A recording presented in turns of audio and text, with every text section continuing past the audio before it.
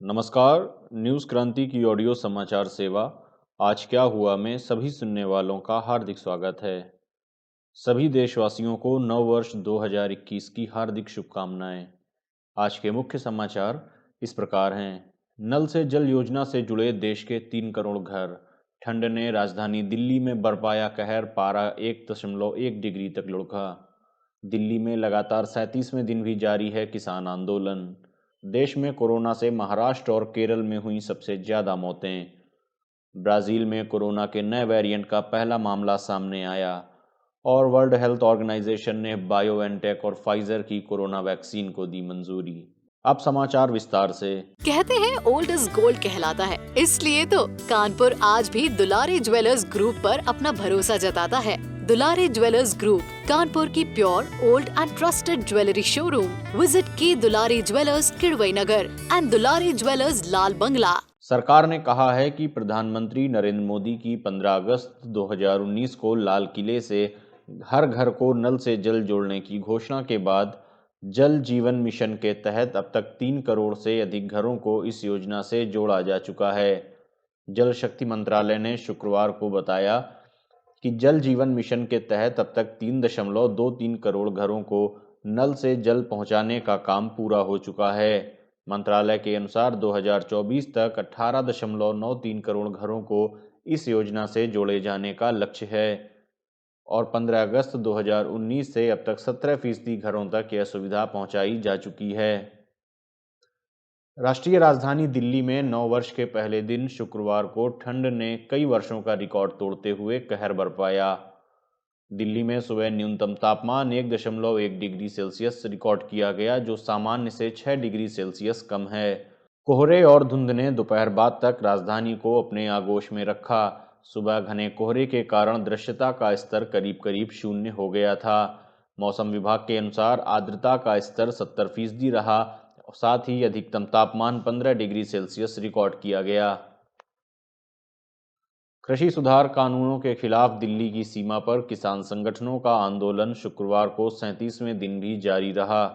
किसानों ने नववर्ष के अवसर पर कीर्तन भजन किया और एक दूसरे को नए साल की शुभकामनाएं दी। पंजाब, राजस्थान और कई अन्य राज्यों से किसानों के नए नए जत्थे राष्ट्रीय राजधानी की सीमाओं पर पहुंचने लगे हैं। किसान संगठनों के लोग ट्रैक्टर ट्रॉली से आ रहे हैं। वे अपने साथ राशन पानी भी लाए हैं। नए जत्थों में युवाओं के अलावा महिलाएं और बच्चे भी शामिल हैं। किसान संगठनों के नेताओं ने कहा कि कृषि सुधार कानूनों की वापसी तक उनका आंदोलन जारी रहेगा। कड़ाके की ठंड का उन पर कोई असर नहीं है और वे अपनी मांगों के पूरा होने तक धरना प्रदर्शन करने को लेकर कृतसंकल्प हैं। किसानों के आंदोलन का समर्थन करने के लिए विदेशों से भी कुछ लोग आए हैं। इनमें से कई कलाकार हैं जो वहां किसानों का मनोरंजन कर रहे हैं और उनके आंदोलन का हौसला बढ़ा रहे हैं। सरकार और किसान संगठनों के बीच 2 मामलों पर सहमति बनी है, जिनमें बिजली बिल पर सब्सिडी जारी रखना और पराली जलाने वाले किसानों के खिलाफ कार्रवाई न किया जाना प्रमुख है। देश में पिछले 24 घंटों के दौरान कोरोना वायरस कोविड-19 के कारण 256 मरीजों की मौत हुई, जिनमें सबसे ज़्यादा लोगों की जान महाराष्ट्र और केरला में गई।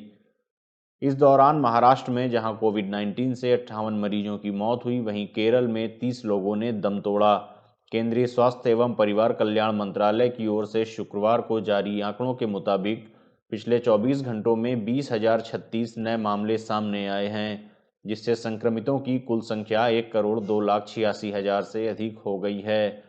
इसी दौरान 23,181 मरीजों के स्वस्थ होने से कोरोना मुक्त होने वालों की संख्या 98.83 लाख तथा रिकवरी दर बढ़कर 96.08% हो गई।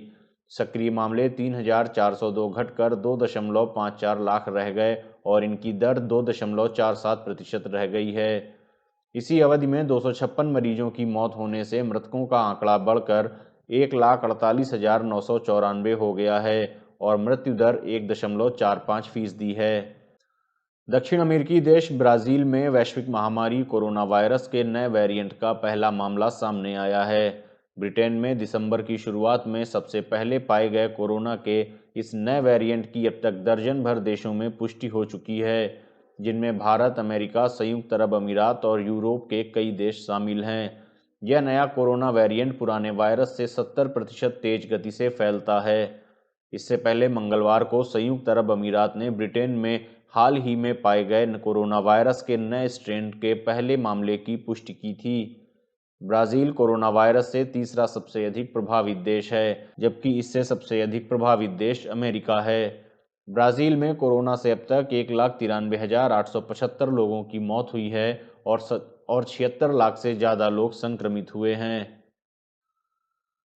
विश्व स्वास्थ्य संगठन WHO ने फाइजर और बायोएनटेक कंपनियों द्वारा निर्मित वैश्विक महामारी कोरोना वायरस की वैक्सीन को आपातकालीन उपयोग के लिए मान्यता दे दी। WHO ने कोरोना महामारी की शुरुआत के बाद पहली बार किसी वैक्सीन को यह मंजूरी दी है। WHO ने गुरुवार को बयान जारी कर कहा कि विश्व स्वास्थ्य संगठन ने आज आपातकालीन पर इस्तेमाल करने के लिए फाइजर और बायोएनटेक की वैक्सीन को मंजूरी दे दी है। विश्व के कई देशों ने कोरोना की वैक्सीन निर्मित की है, लेकिन WHO ने फिलहाल केवल इन 2 वैक्सीन को ही मान्यता दी है। कहते हैं ओल्ड इज गोल्ड कहलाता है, इसलिए तो कानपुर आज भी दुलारी ज्वेलर्स ग्रुप पर अपना भरोसा जताता है। दुलारी ज्वेलर्स ग्रुप, कानपुर की pure, old and trusted jewellery showroom. Visit की Dulari jewellers, Kidwai Nagar and Dulari jewellers, Lal Bangla. आज क्या हुआ में ये थी देश दुनिया की तमाम बड़ी खबरें। अन्य खबरों व विस्तृत समाचार के लिए आप newskranti.com पर लॉगिन कर सकते हैं।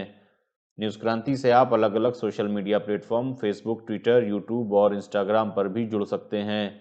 न्यूज़ क्रांति से जुड़े रहने के लिए धन्यवाद। शुभ रात्रि।